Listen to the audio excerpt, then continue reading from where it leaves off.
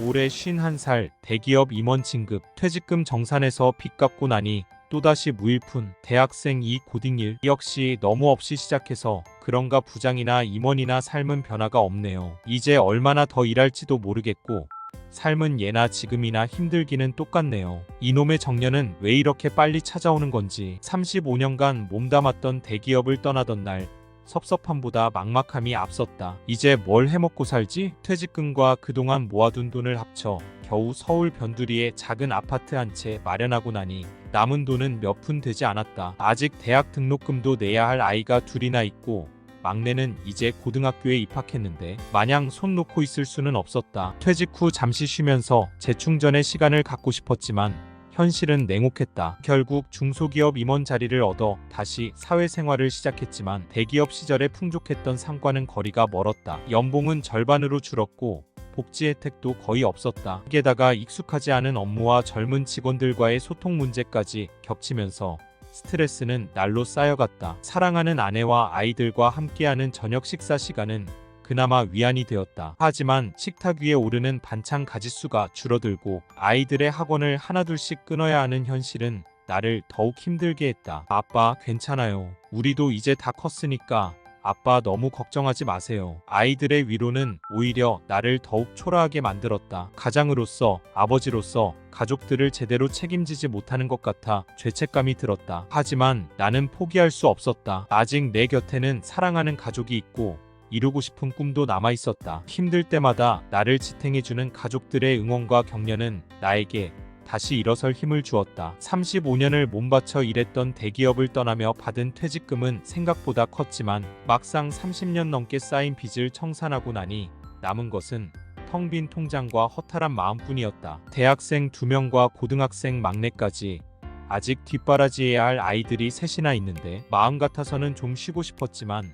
쉴 수 있는 형편이 아니었다. 퇴직 후 석 달 만에 다시 일자리를 알아보기 시작했지만 50대 중반의 나이에 경력 외에는 내세울 것이 없는 나를 반겨주는 곳은 없었다. 수십 곳에 이력서를 넣고 면접을 봤지만 돌아오는 것은 연락드리겠습니다 라는 형식적인 답변뿐이었다. 그러던 중 우연히 알게 된 중소기업 임원 자리. 대기업 시절의 절반에도 못 미치는 연봉이었지만 선택의 여지가 없었다. 하지만 중소기업 임원이라고 해서 일이 편한 것은 아니었다. 오히려 대기업 시절보다 더 많은 업무량과 책임감에 짓눌려 하루하루가 전쟁 같았다. 아침 7시면 어김없이 집을 나서 밤 10시가 넘어서야 녹초가 되어 돌아오는 생활이 반복되었다. 주말에도 쉴 틈이 없었다. 밀린 업무를 처리하거나 거래처 사람들을 만나느라 눈코 뜰 새 없이 바빴다. 그러다 보니 가족과 함께하는 시간은 점점 줄어들었고 아내와 아이들의 얼굴에는 실망감이 가득했다. 아빠, 오늘도 야근이에요? 응, 미안하다. 아빠가 다음 주말에는 꼭 시간 내서 놀이공원 같이 가자. 하지만 약속을 지킬 수 있을지 자신이 없었다. 아내는 더 이상 불평하지 않았지만 웃음기 없는 얼굴과 한숨 섞인 목소리에서 힘겨움이 느껴졌다. 늘 밝고 명랑했던 아이들도 시큰둥한 반응으로 일관했다. 아빠, 요즘 너무 바쁘신 것 같아요. 힘내세요. 아이들의 응원은 오히려 나를 더욱 초라하게 만들었다. 가장으로서, 아버지로서 가족들을 제대로 돌보지 못하는 무능력함에 죄책감이 들었다. 하지만 나는 포기할 수 없었다. 아직 내 곁에는 사랑하는 가족이 있고 이루고 싶은 꿈도 남아있었다. 힘들 때마다 나를 지탱해주는 가족들의 응원과 격려는 나에게 다시 일어설 힘을 주었다. 시간은 야속하게 흘러 어느덧 50대 중반이 되었다. 거울 속에 비친 내 모습은 낯설었다. 흰머리가 희끗희끗 보이고 눈가에는 깊은 주름이 패여 있었다. 젊은 시절의 패기와 열정은 온데간데없고 삶의 무게에 짓눌린 초췌한 중년 가장의 모습만이 남아있었다. 어느 날 퇴근 후 집에 돌아오니 아내와 아이들이 거실에 모여 앉아 있었다. 아빠, 생신 축하드려요. 아이들이 준비한 케이크와 선물을 받으며 나는 왈칵 눈물이 쏟아질 뻔했다. 힘든 일상 속에서도 잊지 않고 나를 챙겨주는 가족들의 마음이 너무나 고마웠다. 아빠, 힘내세요. 우리가 있잖아요. 막내딸의 응원에 나는 다시 한번 마음을 다잡았다. 아직 내 곁에는 사랑하는 가족이 있고 이루고 싶은 꿈도 남아있었다. 힘들 때마다 나를 지탱해주는 가족들의 응원과 격려는 나에게 다시 일어설 힘을 주었다. 그래, 아직 늦지 않았어. 포기하지 않고 다시 시작할 수 있어. 나는 마음속으로 다짐했다. 삶의 무게에 짓눌려 쓰러질 수는 없었다. 사랑하는 가족들을 위해, 그리고 나 자신을 위해 다시 한번 힘을 내기로 결심했다. 숨가쁘게 앞만 보고 달려왔던 삶을 잠시 멈추고 주변을 돌아보기 시작했다. 성공만을 줬던 삶에서 벗어나 가족과 함께하는 시간을 늘리고 소소한 행복을 찾아 나서기로 결심했다. 주말 아침 아내와 함께 집 근처 무등산 자락을 따라 산책하며 도란도란 이야기를 나누는 시간은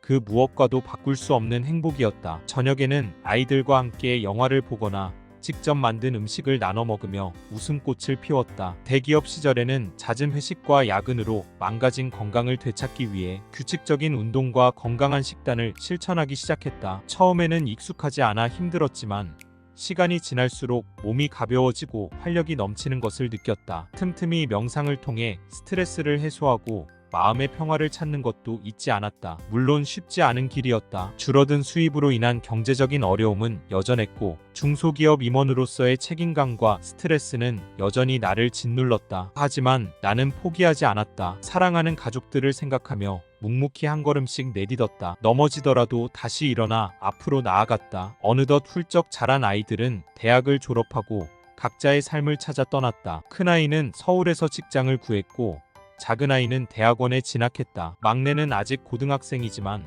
벌써부터 대학 입시 준비에 여념이 없다. 아이들이 떠난 빈자리가 허전하기도 하지만 아내와 단둘이 보내는 시간도 나름의 행복이 있다. 아침에는 함께 무등산에 올라 상쾌한 공기를 마시고 저녁에는 집 근처 광주천변을 따라 산책하며 소소한 이야기를 나눈다. 주말에는 가끔씩 아이들이 집에 돌아와 온 가족이 함께 식사하며 웃음꽃을 피운다. 젊은 시절처럼 화려하지는 않지만 지금의 삶에 감사하며 하루하루를 소중하게 보내고 있다. 텃밭에서 직접 기른 채소로 건강한 식단을 챙겨 먹고 시간이 날 때마다 책을 읽거나 그림을 그리며 여가를 즐긴다. 물론 걱정이 없는 것은 아니다. 줄어든 수입으로 노후를 준비해야 한다는 부담감은 여전하고 가끔씩 찾아오는 외로움과 허무함에 힘들 때도 있다. 하지만 나는 좌절하지 않는다. 삶은 끊임없는 도전이다. 넘어지더라도 다시 일어나 앞으로 나아갈 것이다. 이것은 나의 다짐이자 대한민국 모든 중년 가장들에게 보내는 응원의 메시지다. 힘든 현실 속에서도 희망을 잃지 않고